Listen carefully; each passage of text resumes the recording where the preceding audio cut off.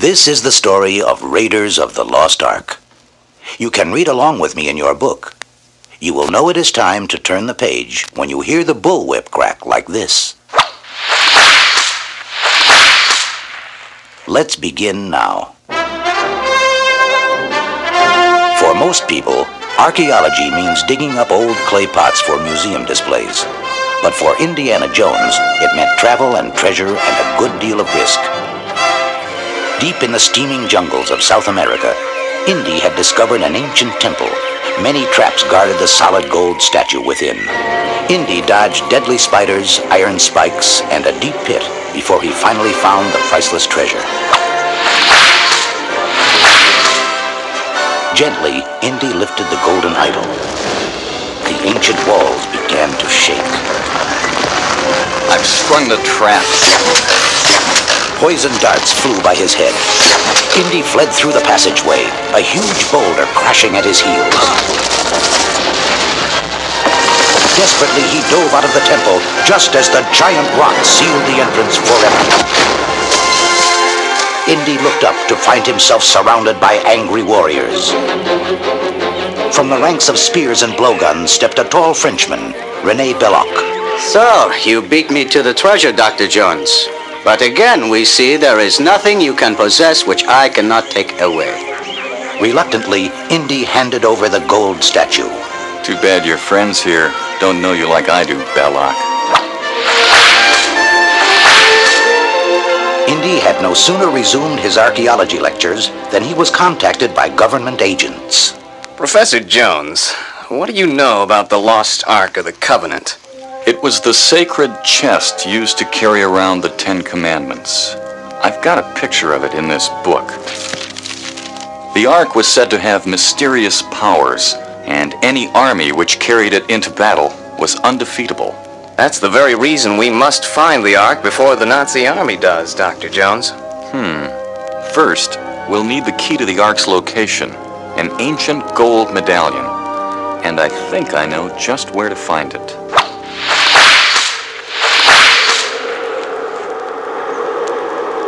In the frozen peaks of Nepal lived Marion Ravenwood, the daughter of a fellow archaeologist. One night, a familiar silhouette appeared in her doorway.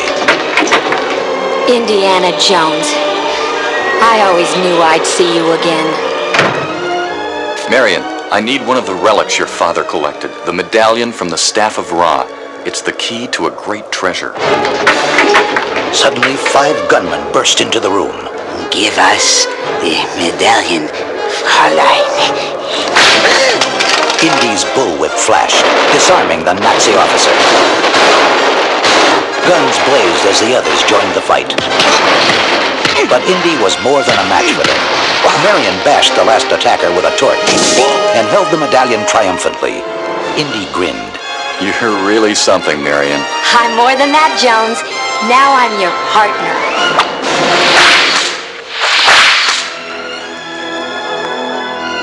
Somewhere beneath the scorching sands of Egypt lay the Well of the Souls, the last resting place of the Lost Ark. Hoping to find it, Indy and Marion journeyed to Cairo to seek the advice of their friend Salah. My friends, the Nazis are already digging here and have uncovered an ancient map room. But it's worthless to them without your medallion. The next day, 2 Nazi officers watched Marion and Indy stroll through the bustling marketplace of Cairo. On the Nazi signal, a band of Arab swordsmen attacked them. Indy dodged their flashing blades. Marion, run! But 2 of the men grabbed Marion and forced her into a large basket.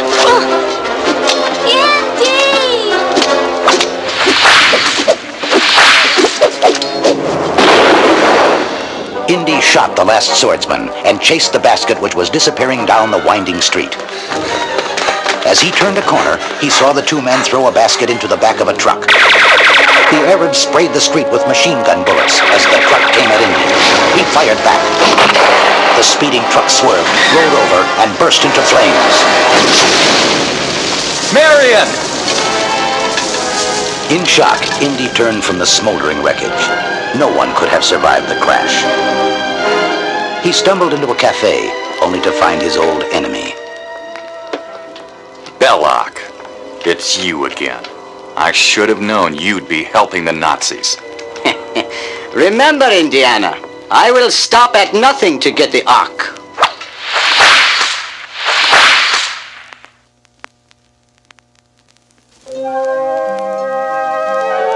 Determined to beat Belloc to the Ark, Indy sneaked into the ancient map room the Nazis had just discovered.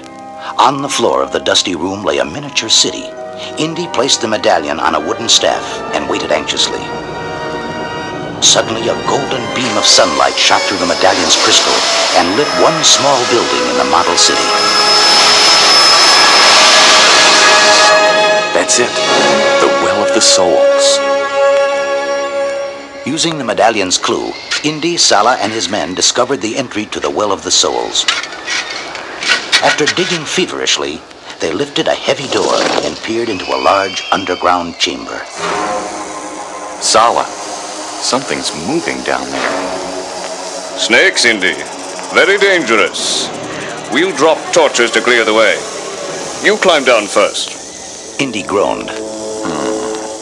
Why did it have to be snakes? Carefully picking their way through the slithering snakes, Indy and Sala reached a stone altar. There sat the long-sought Ark. Outside, lightning flashed as the two men gently lifted the shining golden Ark from its ancient resting place. As the torches began to flicker out, Sala and the Ark were hoisted safely out of the chamber. But before Indy could climb out, Belloc's voice boomed from above. Once again, Jones, what was briefly yours is now mine. Indy looked up to see Nazi soldiers closing a stone door. At the last moment, someone was pushed into the chamber with him. Marion!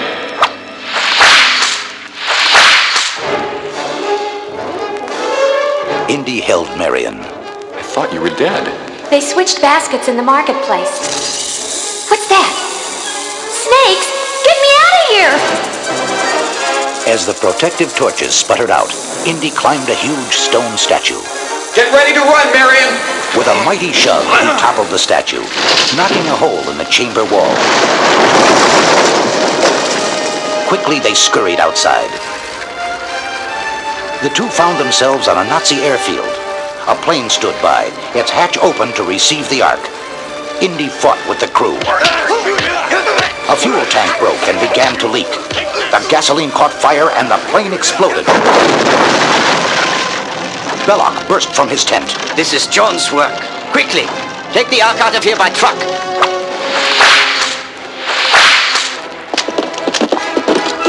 Indy leaped onto a white Arabian stallion. Marion, you and Sala meet me in Cairo. I'm going after the Ark. Racing alongside the truck full of soldiers, Indy leaped into the cab and kicked the driver out. The Nazis in back climbed outside the speeding vehicle to get at Indy, but he swerved back and forth, throwing them all off the truck.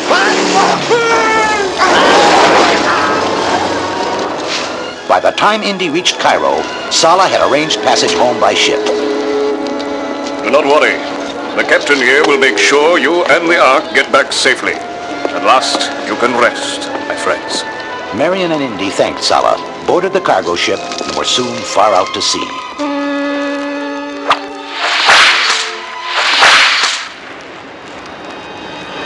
At dawn, the engine suddenly stopped. Indy raced topside to find Nazi soldiers boarding from a nearby submarine.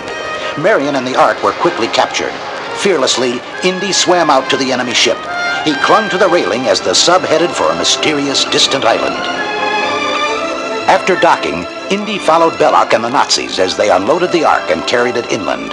Indy grabbed a weapon and aimed at the procession. Hold it, Belloc. Release Marion, or I blow the Ark to pieces. Belloc turned and smiled. Surely you could not destroy such a prize as this. This time, Indy knew Belloc was right. He let himself be captured.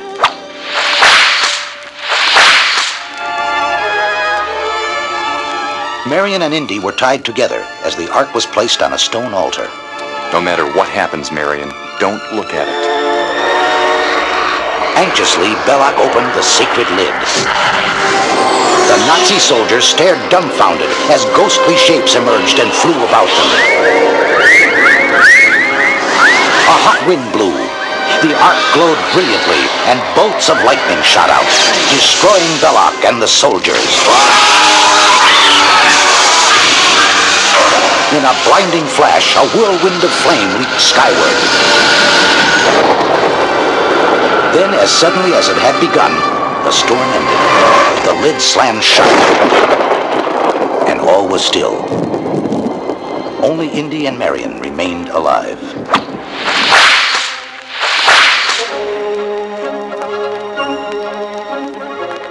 You've done your country a great service, Dr. Jones. Indy scowled at the government official. You promised the Ark to the museum. Research should be done. I assure you, top men are studying it right now. In truth, the Ark sat in a wooden crate marked Top Secret, Do Not Open. Buried in a government warehouse full of other crates, the Ark began to gather dust once again.